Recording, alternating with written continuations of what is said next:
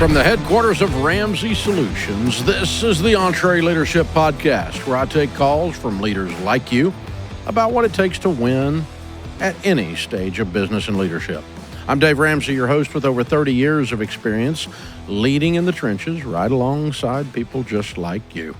If you want to submit a question, go to EntreLeadership.com/ask or leave us a voicemail at 844-944-1070. And we'll, of course, set you up to be a caller here on the air. And we'll just talk about business right in front of you. Your business. I love it. Joshua is starting us off today in San Antonio. Joshua, welcome to the Entre Podcast. What's up? Hello, Dave. Thank you for taking my phone call. Sure. What's up? I have a auto collision shop here in San Antonio, Texas, and we gross $2 million a month annually. I'm sorry, $2 million a year annually. We have 17 members, and we have great margins. We're doing very well currently, but my worry is if I should continue to invest in my industry and move forward. You know, cars are advancing so rapidly. They're self-avoiding. Cars just aren't crashing as much as they used to. Insurance claim rates are decreasing. And in 5 years, I don't know where we will be. And it really worries me. I don't know if I should continue to invest and grow my business. Interesting. I never thought of that. Okay. Well, here's the thing. When I'm looking at something like that, what happens to me is I can extrapolate into the future with a drama queen in my head and turn something into a catastrophe that's not really going to be that. So what I've learned to do to avoid the drama queen thing in my life, and I don't know if you do that or not, but is I have to do what Dr. John Deloney talks about. He says facts are your friends. So the facts are that car collision avoidance is very real. That's a fact, okay? So what you said there's no question about that. The question is, what are the facts on how it's impacted your business so far, okay? And so, you know, how long have you been in business? Since 2020. Okay, so we can go back 5 years and trend line this, plus or minus the COVID effect in the first year. Who the crap knows what that was? But down into once we got back to a sense of normalcy, then, you know, 21, 22, 23, 24, have we seen a steady increase in the collision avoidance technology causing car accidents, causing your business to go down? So has your business have you actually lost business yet? Dave, it's quite phenomenal. 21, 22, and 20, the beginning of 23, auto collision was booming. It was it was fantastic. We were having record-breaking months, and everyone was busy. Everyone was happy. And then at the end of 2024, come around the April, it just tanked. We were doing roughly $200,000 a month in sales, and then just about 120, 130. I mean, it wasn't just my shop. It's all of San Antonio took a dive. I'm in a lot of groups nationally, like on the Facebook page with other body shop owners, and I attend a lot of meetings nationally with other body shop owners, and it's everywhere. It's just our volume has dropped. It's not logical that is collision avoidance, that happens in a 1 month period of time. It goes to 50. It goes to 50%, or you lose 40% of your business in 1 month. Suddenly, something activated on all of America's cars. So, I mean, I could see this trending over a 4 or a 5 year period of time, but not a 5 day period of time. I'm not buying that. Something else is happening in the marketplace. Yes, sir. So a lot of my colleagues are saying it's collision avoidance, or other known as ADAS systems. But some people are saying it is the election year. It's this and it's that. But for the better part of 9 months, there's shops closing left and right. I mean, it's just we're thankful that we don't have much debt. I've been listening to you for years, and I really think that you have saved me from getting out of debt, and that's why I'm able to stay in business. However, a lot of my... But let's talk about it a second, okay? It cannot be, again, mathematically, in that short a period of time, there's not 40% of the automobiles on the road did not suddenly, in a 4-month period of time, get collision avoidance that didn't have it before. So, this is a technology on newer vehicles, and as the older vehicles age out and the new ones with this technology on it come in, it should have a negative impact. Now, that makes sense gradually. An example in my world, or in another world that also relates, is what if you were selling cassette tapes and everybody started buying DVDs? Well, you still have some old cars that had cassette tapes in them for a while. It wouldn't be like in 1 month, all of America did the conversion from cassette tapes to DVDs. But over a period of 2 or 3 years, cassette tapes went out and DVDs went out into cars, okay? And in general went away, right? So it's a technology that replaced. And you could go yet again and say AM radio. The new vehicles, a lot of them don't have AM radio in them. Because everybody's using Apple CarPlay or whatever, or some kind of a Wi-Fi or a Bluetooth connection for your entertainment in my world, in the broadcast world, right? You want to put Spotify on instead of necessarily listening to an AM radio station, and that's causing an effect. And so if you were in that world, the effect of that, but it's not instantaneous. There's still a lot of cars that are 15 years old, 10 years old, 8 years old that have an AM radio in them but a brand new one, you probably don't have anything in it to amount to anything. You certainly don't have a DVD player hardly anymore, or a CD player. So anyway, that's an example. It should be a gradual, at the most over a 2 or a 3 year period of time, not over a 2 or 3 month period of time. So something else is affecting your market other than this, and the drama queens are blaming it on this. Now, long term, a 2 or 3 year period of time, you may see some trends that you can blame on this and say, all right, I've got to figure out how to work on those systems because they're going to be coming in and nobody else is going to be left to work on those systems, the collision avoidance systems. And you're going to have to get the technology in your shop to repair those things when they come in because they are still going to get hit regardless of what. There's not going to be a bubble on these cars, period. Is it going to reduce accidents? Well, that would be wonderful for humanity and horrible for your business. So anyway, I think there's something else going on. And I think you're seeing some normal economic shifts. Some of it might be due to an election. Some of it might be due to some of the policies coming out of D.C. or something like that. People might be sitting and waiting. There may be different ways the insurance companies are addressing these things. That could be in the marketplace. But it cannot be blamed because of the sudden drop-off on only this technology. And so I'm not going to let this technology drive me out of the business yet. But I am going to watch it and say, what have I got to diversify into over a 5-year, a 10-year horizon? Because this is on the way. It is going to have an impact long term. Cassettes are going out of business long term. But in the near term, I can still sell cassettes. And that's what I'm looking at. This is the Entree Podcast. What does the future hold for business? Ask 9 experts, you'll get 10 different answers. Economic growth or a recession. Business taxes will go up or down. AI will help us work or replace us all. But there's no such thing as a crystal ball. That's why more than 40,000 businesses have future-proofed themselves with NetSuite by Oracle, the #1 cloud enterprise resource planning system. Ramsey Solutions uses NetSuite, and you should too. Whether your company's earning millions or even hundreds of millions, NetSuite helps you respond to immediate challenges and seize your biggest opportunities. With one unified business management suite, there's one source of truth for the visibility and control you need to make quick decisions. NetSuite's real-time insights and forecasting help you see into the future with actionable data.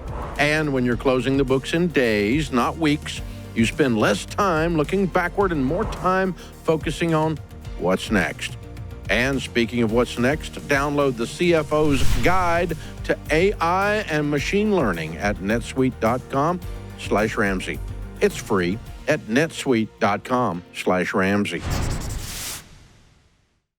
Hey, business owners. There's only 7 days left to pre-order the new book, Build a Business You Love, Mastering the 5 Stages of Business. When you pre-order the book from Ramsey Store today, you're going to get more than $350 in bonuses for free, including an enhanced audiobook experience and a copy of Build a Business You Love ebook. These bonuses will be delivered directly to your email on April 15th when the book goes on sale to the public and when we ship you yours. Plus, with your pre-order, you're also going to get instant access to our complete hiring playbook so you can start transforming your business right now. Build a Business You Love is the essential guide for business owners like you who want to go from burnout to breakthrough so you can love your business again. Don't miss out on these pre-order bonuses. Reserve the book from the Ramsey Store before April 15th at EntreLeadership.com/pre-order. I'm Dave Ramsey, your host. This is the EntreLeadership Podcast. Thanks for hanging out with us. Josiah is with us in Salem, Oregon. Hey, Josiah, what's up? Hey, Dave. So I run a small stair shop. We're family-owned. We do about $1.8 million in revenue. We've got 17 full-time employees. And my question is, I might get a little emotional here. We lost my dad, who was our founder and our CEO in October. I'm sorry. And, how old was he? Yeah. He was 62. Wow, young. What happened? Car accident. Just no. out of the blue. Man. So we had been... How old are you, Josiah? I'm 39. Okay, wow.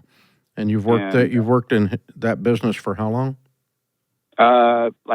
As my career since about 2010, but I've been sweeping the floor since I was a kid. This was my summer job, home from college, that sort of thing. Okay. So you've been there your whole working life in this? Mm-hmm. Okay. Yeah. And what kind of business did you say it is again? So we do custom stairs and railings, so mostly high-end residential subcontractor. Oh, wow. Okay. So a little bit of commercial here and there, but primarily, $2 million and up. So a lot of ornamental type stuff then? Mm-hmm. Okay. Yeah. I got just an incredible team of woodworkers and metal workers and designers, and my production manager is just awesome. So my dad is the one who built this team, and now I'm, trying to fill in his shoes. We were in a transition path, but it just all accelerated way faster. What position were you in October at this business? I was officially like our operations manager, but I think functionally I was more of our lead sales person and estimator. And now I'm, president of everything. Yeah. Was your mom on site working before or now? Yes. Her role has been just our bookkeeper and does our payroll. And that's continued to be her role. Okay.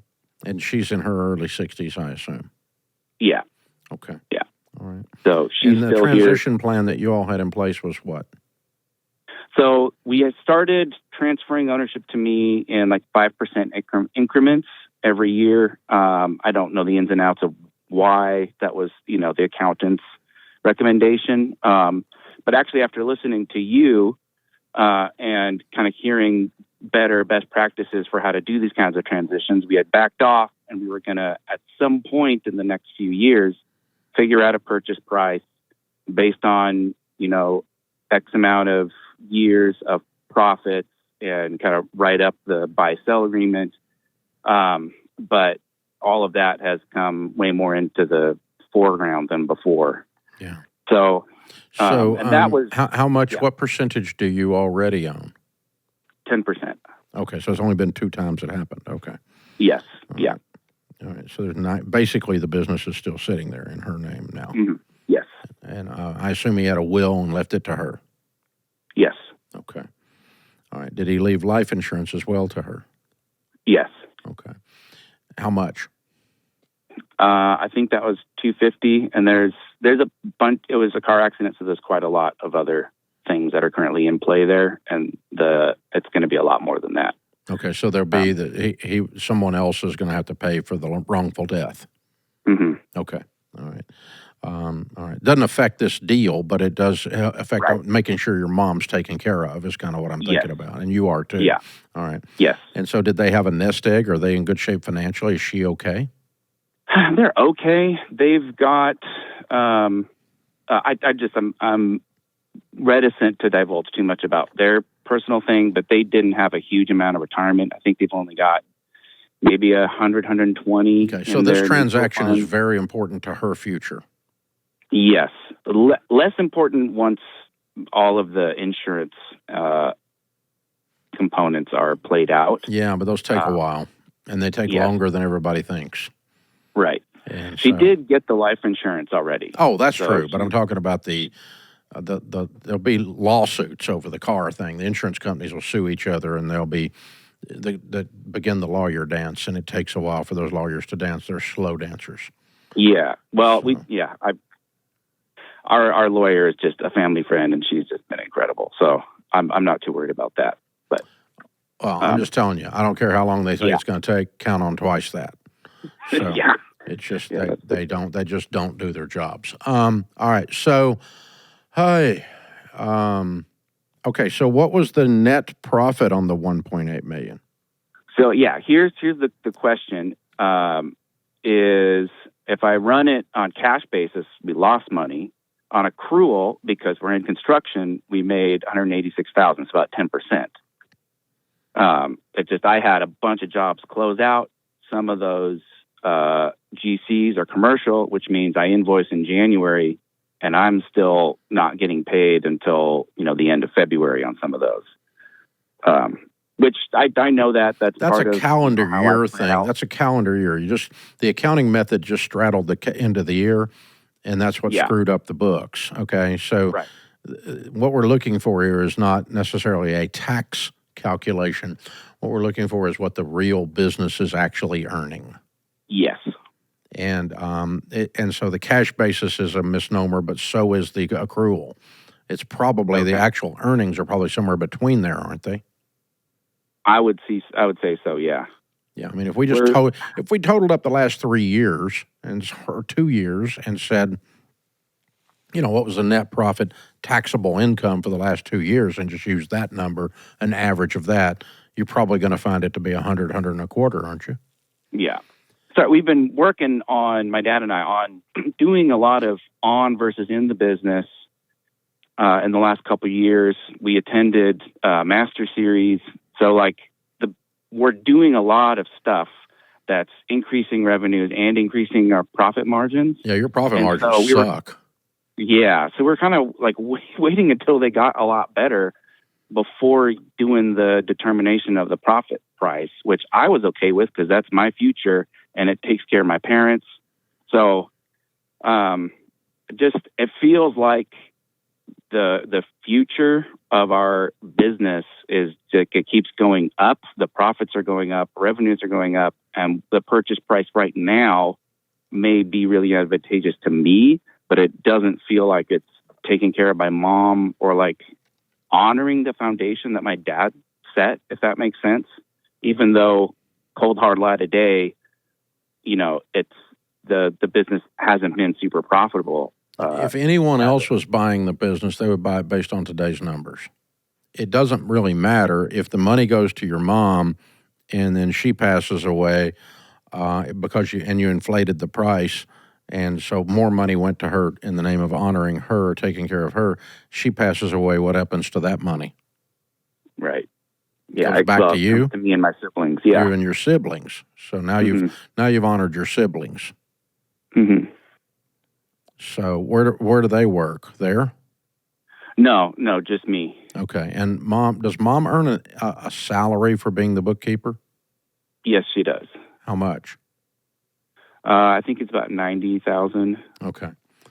So technically speaking, mom is able to eat as long as she's able to keep the books. Yes. She makes a good income, and she's got $250,000, and she's got an offset, and she's got some money coming. I mean, she's got a car wreck insurance coming, and she's got some money coming from you. and she Right. makes $90,000 a year. So she's okay, man. Mm-hmm. She's okay. So if she gets a few $100,000 more from you, because if this thing, let's say it's, let's just call it 100, let's call it 150. We'll be generous, okay? Yeah. $150,000 a year net profit. Then I mean, you and your dad have listened to us. You both knew what the numbers were. We're going to say 4 or 5 times that is the value. And what do you make as a salary? Like 93. Okay. And that's before this profit occurs, correct? Correct. And what was your dad being paid? He was, I don't remember off the top of my head. I think he was around between 70 and 80 because he was taking more profit distributions. Yeah. So if it was, if from a mathematical standpoint, if you're able to do your old job and be the owner and president of the business, become the new owner and keep your old job covered as well, then you've increased the profit by 70 grand, what your dad used to take. Right. Does that make sense? Mm-hmm. Mathematically, okay? And so, yeah, so we can go with 150 or we can go with a little more. I don't care, but somewhere in there. And so if you said 4 times 150, we're at 600, correct? Yeah. Or if you want to do 5 times, that would be then 750. Mm-hmm. Okay? And so, if you want to be generous, set it at 600 to 750, somewhere in there is not going to be, that's full price, and that's nothing wrong with that. And your mom is okay. She's at that point a millionaire. Right. And so, and she makes $90,000 a year, and she's 62 years old or whatever. So I think you've honored her. And if worst case, something happened that all that fell apart, so you pay her out 100, you pay her 80, 90% of profits, and you keep your same salary, she keeps her same salary, then, and you set a price and it pays out in 4 to 5 years. Mm-hmm. And if you increase your profits, it pays out quicker than that. And she's got that block of money. If I'm her son, I'm going to be sitting down with her and a SmartVestor Pro and investing that $600,000 or $700,000 that comes in over the next 4 or 5 years in good mutual funds and creates another $100,000 a year in income. Mm-hmm. And then whenever she wants to retire and not keep books anymore, she'll have that income plus Social Security. And she's got a big block of money plus $250 to invest from life insurance plus whatever comes from the car wreck dispute. Anyway, does that all sound right? It does. It's lining up with what I thought, but it's really good to hear you say it. Yeah. I think you've honored her. I think you've honored your dad. I think it's a heartbreaking, tearful situation. The great news is that you and your dad were already talking about this, even though it wasn't structurally in place. And you are, what I'm hearing from you is this is what your dad would have done. And so I don't think he would be like saying, oh, Dave and Josiah messed this up. I think he would agree with you and I, wouldn't he? Yeah. It's just, we were hoping to get net profits up for longer that value was higher because, that's just good for everybody. So I think that's where my reticence. Well, and here's the thing: if the thing kicks up and you start making $400,000 or $500,000 a year out of it, 5 years, 6 years from now, and your mom's in trouble, oh, dude, you can help her. Yeah, but she's not going to be in trouble. She's going to have $1 million, but she's okay, man. She's got $1 million in this discussion plus the lawsuit issue. Yeah. Man, I'm sorry. Yeah, sorry. It just turns all this into this heartbreak into a business transaction. But if I run the numbers and it feels right in my heart, then I know my ethics are intact. And if it was going the other way, if your mom called and said, "What should I do with Josiah?" I would tell her this right here. I told her the same exact thing. So that tells me my ethics and your ethics are in line and honoring your mom and honoring this situation. Wow, what a heartbreak. I'm really, really glad, though, that you and your dad had a bunch of discussions about this. That makes it a lot easier because you were heading in the right way versus the lame-o accountant 5% a year crap. 20 years from now, you will own the business at 5% a year. Shoot me. Wow, it's a bad plan. I'm glad y'all broke that up. This is the EntreLeadership Podcast. Welcome back to the EntreLeadership Podcast. My good friend Ken Coleman, the former host of the EntreLeadership Podcast, joins me in studio. He's also a Ramsey personality, #1 best-selling author 3 times over, host of a brand new product here on Ramsey Networks called The Front Row Seat. If you've not had an opportunity to join the Front Row Seat, you should. He'll be speaking at EntreLeadership Summit, May 18 and 21 when we're in Denver. One of our Ramsey personalities helping us out there with great information and pretty fun stuff. So, Front Row Seat is it's happening. It's real. Yeah. And tell folks what it's about. You know, it's a conversation. We have 3 clear goals. We want to have conversations that promote anybody who listens or watches ability to get better personally, which means they're going to take a better version of themselves into the office. And when you get better, you have the opportunity to move up. That is for progress, promotions. And we know in the American workplace, if you move up 2 or 3 times, you're going to move into some type of a leadership role. And so we want you to be able to lead well. So those are our 3 buckets of content: getting better, moving up, leading well. And we're going to do that with long-form conversations with captains of industry, coaches, thought leaders, men and women who are doing something significant and they've got a unique viewpoint. And what makes it special is we're bringing the audience truly into the show. We have a small, intimate audience that sits around us. We'll be doing it virtually as well. And what makes it unique is they get a chance to raise their hand and get to ask a question. I wanted to remove that velvet rope that sometimes these awesome podcasts, you and I, we get to do. We're blessed to do some pretty crazy things and sit with people that, you know, most people don't get to sit with. And I wanted to remove that barrier and let the audience get a chance to learn with me, but also ask a question. It's important. And once you guys take a view of this, you'll see that Ken and the team have created almost a living room environment to where we're all just kind of sitting around and talking with some people that you never would have had the opportunity. One of the first ones we put out was with Nikki Haley, ambassador to the UN and presidential candidate, the last one to step aside in the Republican primary to Donald Trump. And obviously governor of South Carolina at a very time of crisis and racial tension there. There's a historic shooting there in a church at the time. You covered all of that with her. The audience asked her some neat questions. And, she's an incredible source for things like leadership and leading in crisis and so on. And so she's an example of the type of heavy hitter you're putting in the other seat there. That's right. To have people go in. This is pretty cool. It's a lot of fun. It is fun. I will say the team and I have enjoyed creating it. We tested it. We piloted it. It's done very, very well. And back when I spent 3.5 of the best professional years of my life hosting this very show.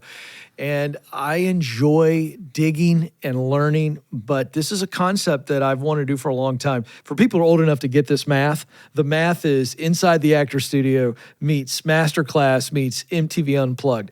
You know, the studio we have here is gorgeous. It gives you that feel like you're in a pub, like you've all pulled up, circled some chairs around, and had a conversation. And that's what we're trying to create. You got to get the smoke machine out to kind of get the idea that there's some cigar smoke in the air. Right, we can't do real cigar smoke in there, but we're creating that feel, and very excited about what we've done so far and what's coming. We have some amazing guests lined up. We're going to continue to bring it. So it's I find, Dave, that 2 things have helped me the most in my professional growth. 1, proximity, being in some rooms, being around people where I could observe and learn. I wrote a book called The Proximity Principle based on that concept. And the second thing, asking good questions. I think a singular question, has the ability to change your life and open up opportunities that previously didn't exist. And we want to promote curiosity because leaders are learners. People that are high performers are always growing, always learning. Yeah, but I think in this long-form setting in a living room, you're getting things out of some of these leaders that the untold story, the behind the scenes, right. and probably some some actual scoops here. Yeah, they're comfortable. They let their hair down. And you know this from Entre Summit. Well, the goal that I have, and the team knows this, and they shared it with me. They said one of the things we've seen consistently at our Entre Summit interviews and when you were on EntreLeadership is that you got the guest to say, I've never shared this before. And so we're working hard to get to a place where that guest reveals something they've never revealed before. Not as a kitschy kind of cool thing, but to go to some depth where we take that person to a place where they're thinking and feeling in a way that's beyond just answering the questions about their expertise. We want to have a deep conversation. Yeah, and the setting and the length of Does time that. allows that to Yeah, it occur. does. Yeah. Now, you're going to be with us in Denver at the EntreLeadership Summit, May 18 through 21. If you're listening or watching, I sure hope you're going to be with us. Not if you not got your ticket, but you better check. There might be one left. It's right there. So, you're going to be doing a talk on the self-ish leader. Yeah. Talk about this. Yeah, so the word selfish has a very negative connotation, and we understand why. But we're not talking about being selfish. We're going to talk about self-awareness. Self-awareness is a superpower, and certainly for all of us, but also for leaders. We're going to be talking about a 4-part framework that will allow you to become a self-aware leader. And the 4-part framework is simply this. Number one, you have to be in a position where you have people around you who'll tell you the hard truth and say, you're screwing up. You're messing up right now. You're not, this, and these got to be people who aren't afraid of you. And you've got to create an environment where you're willing to listen to it. So you've got to see it. And many times we as leaders have blind spots that if we don't have people around us to tell us the truth, personally and professionally, we never see it. So step one is you got to see it. Where are my weaknesses? Where are the blind spots? Then you got to sit with it, Dave. Now, this is the hard part. And I'll just be very vulnerable. I've been in therapy for the last 4.5 months, and it has been so life-giving for me in working through pain that I didn't realize that I, A, hadn't dealt with, number one, or A, and then B, it was affecting me in multiple areas. And it was a blind spot for me. And so we got to sit with it. So that is either with a therapist, a coach, a pastor, prayer, scripture. You got to sit with it long enough to where you get to the point to see what's below the weakness. I'm going to say this. I believe this is true. Most of our professional shortcomings as leaders have a personal reason behind it. Oh, sure. We know this. I don't think that's some big shocking thing. But the point is, you as a leader, it's hard to go, okay, I'm micromanaging my team. I'll use that as an example. Okay, why are you micromanaging? Well, you're afraid of something. What are you afraid of? Then once you figure out what you're afraid of, why are you afraid of it? That's what I mean by sit with it. The third thing you got to do is share it with the team. Now, here's the thing about sharing it with the team and with your friends and your family. It's not breaking news. You're the last person to know. They already know. So why is there power in sharing it? That vulnerability does 2 things. It creates amazing trust because the team goes, okay, now we got a leader who's owning stuff that we've seen, but they are owning it. And that transparency creates trust. The other thing that it does is it opens you up to now be able to get their feedback on how to solve it, and then you got to receive what they're saying. That's the 4th thing, solve it. So I'm not doing the whole talk right now, but we're going to cover those 4 things. You got to see it, sit in it, share it, and then solve for it. And some of this is really personal, but a lot of it is just, I've had the privilege of interviewing thousands of leaders in my career. And the ones that I could look at from history that I've read, you and I both love biographies, the most powerful, most influential, healthy leaders were those that were self-aware. And self-awareness is a superpower. And it's a bit of an homage to my former boss, your good friend, John Maxwell, who one of his 21 laws is the law of the lid. And because he's going to be there, I'm just going to briefly pay homage to that. But one of the lids for leaders, Dave, is a lack of self-awareness. Yeah, holds you back for sure. Because it's impossible to fix the holes if you don't know they're there. You can't even see it. Yeah. You're walking around like a horse. I think of a horse with blinders. And I'll just be, again, vulnerable. I was in a place where I was like one of those thoroughbreds in the Kentucky Derby. They put blinders on their eyes so that they're only looking forward. Mm-hmm. But they bump into each other because of that. And it can be a real scrum and a real mess in that. And so we got to take the blinders off so that we aren't bumping into everybody and causing, Get a little peripheral vision going. Yeah. So that's what we're going to share. I think hopefully it'll be helpful to every leader in the room. I believe it'll be applicable to every leader. Yeah. So the self-ish self-aware leader will be talked about in Denver, Colorado at the Gaylord Resort. Ken Coleman, Ramsey personality, will be one of our people that attends that and is speaking, and he'll be talking about that. Be sure and check out the new show, Front Row Seat, as well. There's several of them already posted, and you can go back and kind of catch up if you want to. There's some excellent interviews on there already, and many, many more to come. So just go ahead and subscribe so they drop into your inbox and they're automatically in your podcast process. You don't want to miss that. Ken, thanks for dropping by, brother. Thanks for having me. Can't wait to see everybody at Summit. Going to be great. This is the EntreLeadership Podcast. I'm Dave Ramsey, your host. This is the EntreLeadership Podcast. We're glad you're with us. If you want information from a think tank or a theoretical professor, you're in the wrong place. I'm not that guy. I might have had a thought once, and I might have a gas tank, but they were never put together, I can tell you that. So this is all practical. This is all shoveling the ditch. This is all cutting the weeds. It's whatever we have to do to run a business up one side, down the other, and I've been doing it a long time. So we're here to help you. That's what we do. If you want to participate in this show, well, we would certainly love to have you do that. Make sure you jump in. The phone number is 844-944-1070. And, of course, you can go online and submit your question. We'll make you a caller as well at EntreLeadership.com/ask. Joe is in Springfield. Hey, Joe, what's up? Hey, Dave. Honored to speak with you. You too, sir. How can I help? So my name is Joe. I am honored to be in a family business. We do cleaning and restoration.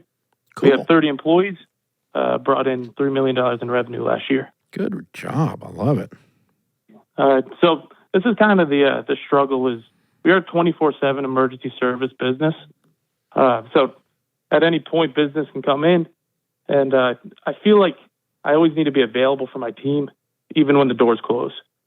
I want to be able to support them all the time, but sometimes I feel like my team leans on me too much instead of figuring out some problems of their own. So I guess, how do I get them to take more ownership of their decisions and buy into our company values? Okay. The way that I did that was when someone brought me a problem and dropped it on my desk, I told them to pick it back up. Now, stand there in front of my desk and hold this problem a minute. So when they call you and say, hey, Joe, you say, whoa. Okay, tell me what's going on. Now, you hold the problem. Don't hand it to me. I want you to hold it in your hand. Put it back in their hands, and let them look down at their hands and see the problem in their hands, not in yours. So the first thing we're going to train them is they don't bring you problems without solutions. So when they bring you a problem and this, and this is happening, you say, okay, how do you think, based on what you know about our company, that we would fix this? And they will tell you. And sometimes they'll be right, sometimes they'll be wrong. And you say, okay, what I want you to do is hang up the phone, and I want you to sit down quiet, and I want you to think for 5 minutes and call me back with 3 possible things we could do to solve this problem. Don't solve it for them, in other words. Make them think it through. They call you back with 3 options. You walk through and teach them why you would choose option B or option C or whatever option you choose. Okay? So I think A is pretty good, and I like you for recommending that. Thank you for calling me with that. But in this case, we're going to do B, and here's why we're going to do B. And it's a good presentation that you brought me on B, but you didn't have this piece of information. I do because I've been here longer, and here's why B works. And so really good thought. And you understand why we're doing B? And they say, yeah. I say, okay, go do B. And it's a phone call. You don't have to get up, get in the truck, and go over to the site. You just made them think through how to fix the problem. Then about 5 times of doing that or 3 times of doing that, the conversation will start to shift along the way. They'll call you up and they'll go, oh, we've got a problem. And you say, okay, set the problem down in your hands. Don't put it in my hands. Now, what are the 3 solutions you come up with? Because I know you didn't call me without a solution. We've already talked about that. And they say, okay, here's the 3 solutions, Joe, because you taught me to bring you 3 solutions. And I think, and which one do you think we ought to do? And they say, well, Joe, I think we ought to do C based on what you've taught me. And you go, you know what? That's pretty good. Go do C. Or maybe A in this case, and here's one thing you didn't think about with the A. We could do A or C, but I want to teach you why we're doing which one we're doing, not just tell you what to do. Does that make sense? And then they'll call up and go, okay, Joe, you told me to not bring you a problem without 3 solutions. Here's the problem. Here's the 3 solutions. And based on what you've taught me, in this case, I think we need to do B. And you go, that's really good. Go do B. And then the next conversation will sound like this, and you will love this phone call. Hey, Joe, we had a problem. I fixed it. I just wanted you to know. Yeah, right. Because you've trained them on how to make decisions. Right. That makes sense? Yeah, no, absolutely. That's and I would assume with managers, is it? Yeah, it's with a manager. I mean, it can be with a tech if they're solving a tech problem. Right. But what you're looking for is you want to delegate the job site in the middle of the freaking night so you don't have to get up and leave your family. You're doing $3 million. You got 30 people. You don't have to be Johnny on the spot all the time. Right. You need a manager that can handle that on his shoulders occasionally. Sometimes you need to be over there, but you don't have to be on every job site at this stage. This is you learning to work on your business, not just in your business, what Gerber says in the E-Myth book.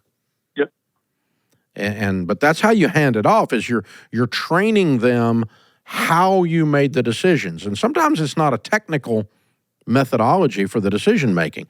Sometimes you go, okay, the way we made this decision is it's cheaper. Or the way we made this decision is it's what the customer would want, and we're going to surprise and delight the customer, and it's one of the things we always do. Or we made this decision based on this. And they go, oh, okay, so anytime I'm faced with that thing, I can use that value or that principle to make a similar decision. And you're not teaching them technical, tactical decision-making. You're teaching them principled and value-based decision-making, and you're transferring the values and principles that you believe in that cause you to grow a wonderful business to $3 million a year. You didn't do that by being a doofus. Right. You did that by being a stud. And so what we're doing is training up young studs. All right. Yeah, that's very helpful. I guess the problem is, I think sometimes, I don't know if my team's afraid to make a mistake, right? That might get in the way of that, do you think? Yeah, it can be, but you just say, hey, call me and I'll help you. We'll make the decision together. And that way, if something falls, it falls on me. It doesn't fall on you. Right. Okay. All right. I wasn't sure if that was unhealthy. No, I mean, that's okay for a little while, but after a while, they're not going to have that fear anymore because they're going to be so sure what Joe would do. Okay. See, what we're trying to train them is to have their brains say, what would Joe do in this situation? And they know the answer to that. Okay. And if they know the answer to that, even if it's a mistake, they're not going to have a lot of fear because it's what Joe would have done. Joe would have made the same mistake because he trained me to think like him. Right. You know what I'm saying? And so they want to be able to finish your sentences. When you start a sentence, they should be able to finish it based on values and principles. And when you do that, then you've got a team, and then you're going to have this wonderful thing happen after a few years of this, and I get it frequently these days, but I've been doing this 30 years, is people come up to me and they say, I was at Ramsey, or we worked with the Ramsey team on something, and those people are all incredible.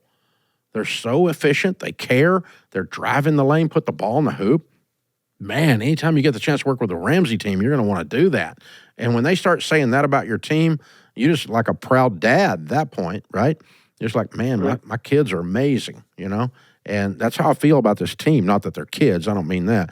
But, I get the privilege of hearing frequently from world-class leaders that have interacted with our organization how the quality of our people. But all it is I've spent 30 years teaching people to finish my sentences, to drive for excellence, to surprise and delight the customer, to do all the things that you're doing that got you to where you are as well. So you're killing it, man. I'm proud of you. Very, very well done. Excellent job. And that's a really good question, by the way. We've got the quick read on delegation if you want to read more on this, and you can learn more about it at Elite as well, EntreLeadership Elite. We go into all this in great detail on how to do decision-making, how to do delegation, how to pass off principles, not just tactics. It's very important that the principles behind the decision are understood, not simply the what to do, but why we did it. And if they know why and what, they're prepared to do the next thing without even bothering you with it. It's very, very good stuff. Hey, folks, remember, better a weary warrior than a quivering critic. This world needs more high-quality leaders, so take courage and lead. I'm Dave Ramsey, your host. Thanks for listening to the EntreLeadership Podcast.